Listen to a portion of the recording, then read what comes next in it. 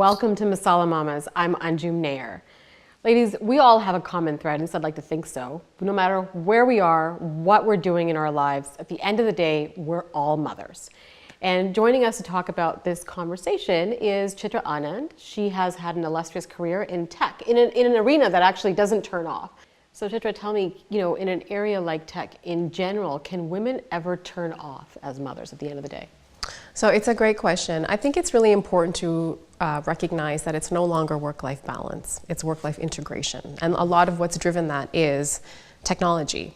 So for me, personally as a mother, it's not necessarily that I don't turn off, I just do things differently and I use the technology in the right way. So, if I'm at the office during a certain amount of time and I need to leave to take, my children to the doctor or attend an event with them, I can do that. And then pick up my work later. So I block my time in certain times of day that I can make best use of it. So, people say you need to be in the moment, but I truly am in the moment, but I use the technology to help me get there. I mean, how late can we work? I mean, you've got your full-time job and then your other full-time job at home. Yeah. Do you ever feel conflicted about the kind of time that you're spending with your kids?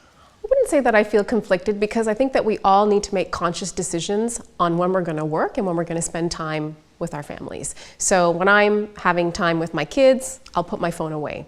And we need to set those expectations also with our employers. So, I'm not available during this amount of time.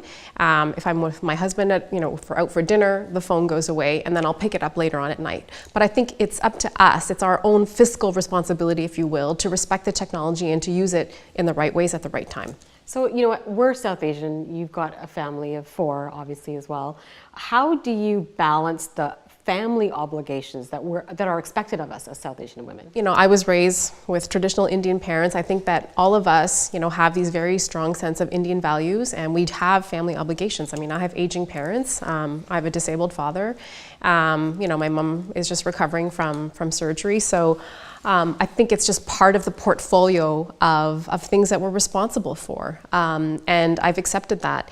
And it's my commitment to them. So just as I take care of my kids, I respect my obligations as a daughter and as a wife and as with my in-laws. So I treat it all very equally. And how do you also balance the cultural expectations that come along? All the traditional things that we have to do in the mix of a day or in the mix of a month even.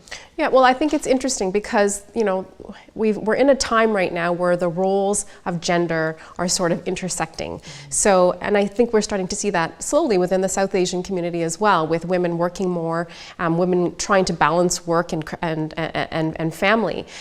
So I think that the world is starting to shift. While I'm a working mother, I haven't abandoned my traditional sort of roles as a wife, but I do think that there's intersection. Even with my parents, they recognize that, as much as I'm a mother, I'm also a career woman. I'm very passionate, very driven about doing different things, so they respect that. So the rules, if you will, within our roles and society and within our culture are changing, and they recognize that.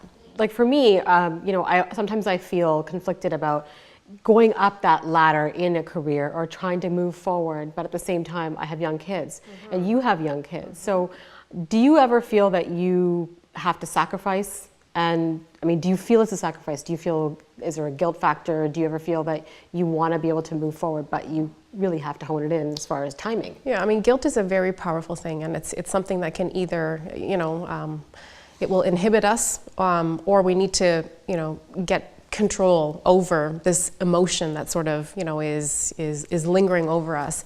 Do I feel guilty? Sure. I mean, but we have to manage it. I'm a very passionate person. I'm a very driven person. But I've also recognized that if I can't satisfy what makes me happy as an individual, then I'm not going to be a great mother or a wife or a daughter. So you need to take care of yourself before you can take care of others. Those are really great words to leave us with and such great advice. Thank you so much, Chitra, for being here. And you can read more about Chitra's story in our money section at masalamamas.com.